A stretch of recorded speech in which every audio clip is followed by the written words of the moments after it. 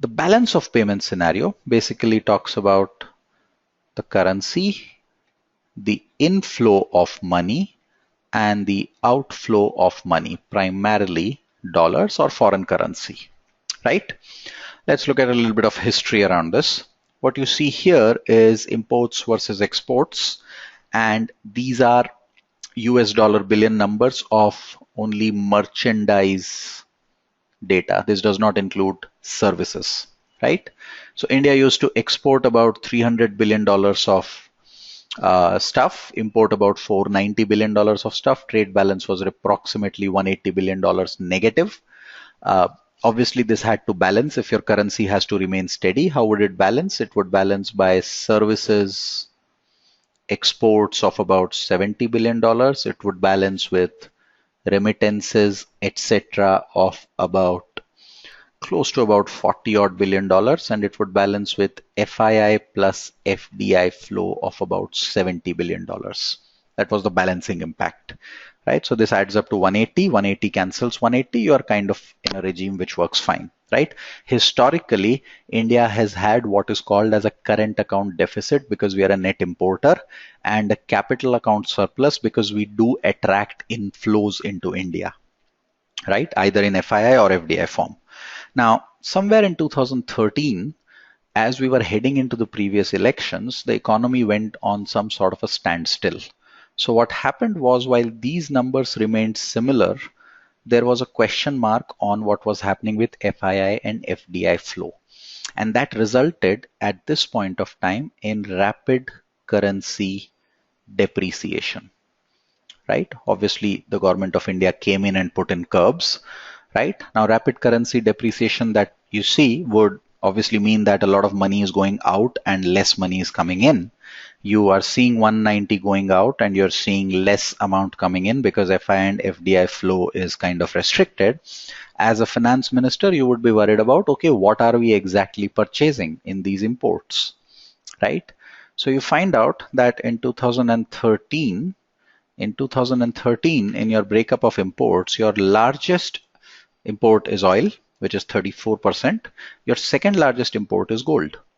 Now, oil is necessary because that runs a lot of industries, but gold is not, right? So technically, you're importing roughly about 11% of gold, which is nearly about 55 to 60 billion dollars on this number, right? Just to give you an idea, India's forex reserves were about $250 billion at this point, right? Now you're using 60 out of 250 just buying gold.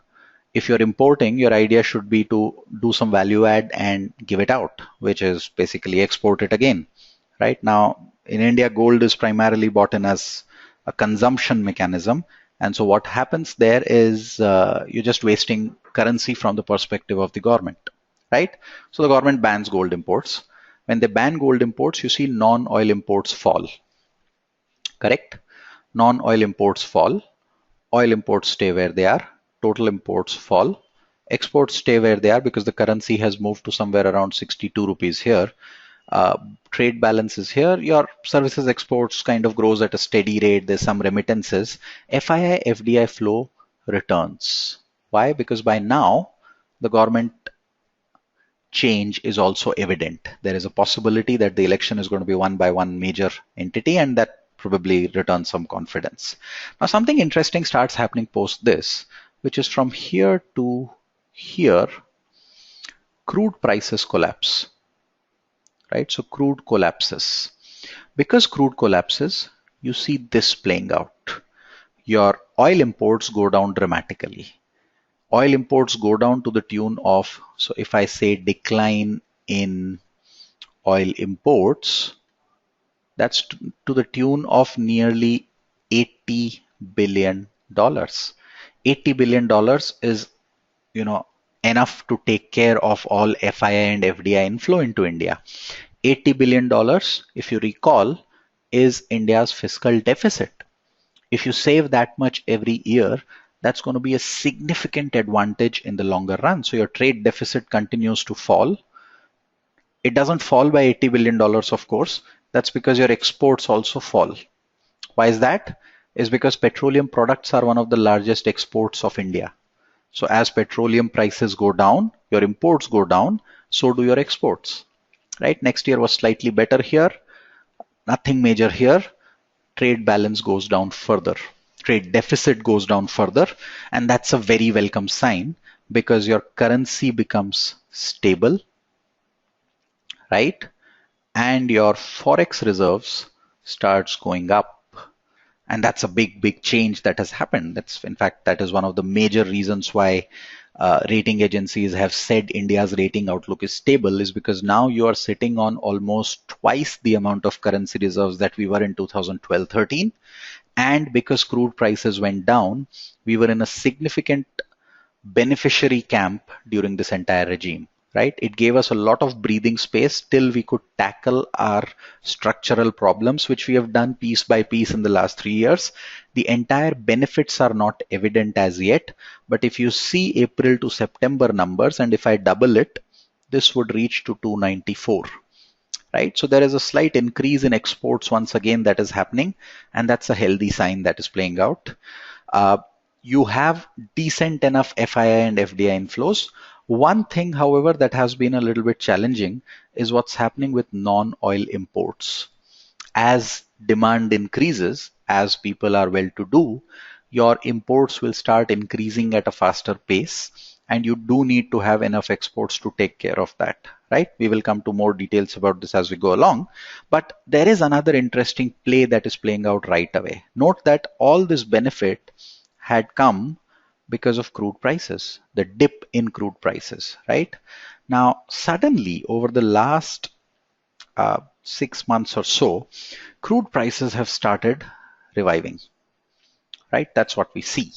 And to a point where this is now the largest, highest level in close to 2 years. So this is 2015 mid, and we are close to 2017 end, and we are reaching a point where crude prices are nearly at a 2-year high.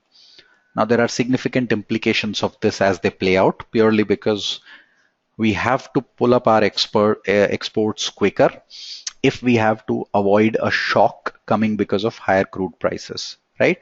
Now, crude prices are going up because of a variety of reasons, part geopolitical, part supply cut kind of a thing, part the fact that the whole market was basically betting on crude prices falling. So, consensus trades rarely play out in real markets. So what that does is creates an interesting implication for India. What are the issues? Of course, rising imports is a problem, but think about it. What is the government's option that are left with them? So the options with the government are: option one, pass on the rise in price. Now that's a difficult option because politically you did not pass on the fall in price, right? And so getting into the election year, it's going to be a difficult proposition for the government. Option two is cut excise duty. Now you increased excise duty significantly, on petrol and diesel. They did that earlier this month, but they could do that again, right? You had increased that significantly over the last few quarters as oil prices went down. You could take part of that hit. And part three is control the price. Right now, let's look at what is possible. One is less possible. Why?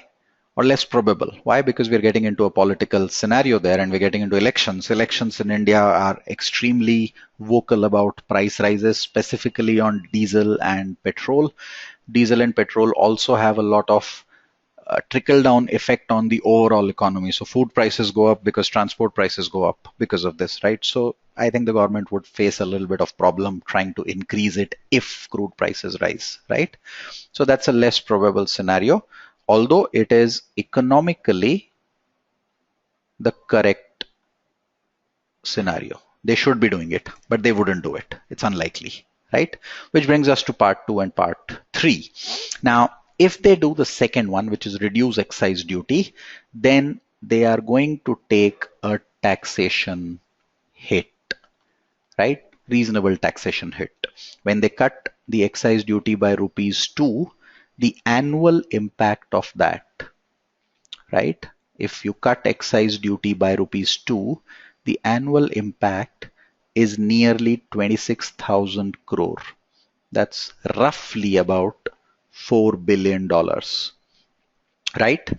If you cut it further by another 5 rupees, for example, you would see an impact of nearly $10 billion. $10 billion is approximately about 30-40 basis points in terms of your overall fiscal deficit scenario. So your fiscal deficit, which is 3.5, suddenly goes to 3.9 because your taxation goes down by that amount, right? If you cut it down by another 5 rupees. So there is a taxation hit, there is an implication. The third one is you control the prices, which basically means that in the last 5 years, all the deregulation that was done, you will nullify the deregulation that was done. You go back into a regulated regime where petrol and diesel prices are controlled in India, and that would be a negative sentiment for markets, because that's not what at least people like Moody's or S&P are expecting, that you would go back to controlling the prices. If you control the prices, the oil marketing companies, which are your HPCL, BPCL, etc., and IOC, start taking the hit, right? Because they make the losses. And they used to do that between 2007 and 2012. It's only when you deregulated oil, petrol, and diesel is when they started making some profits. And if you go back, you're basically going back about 10 years.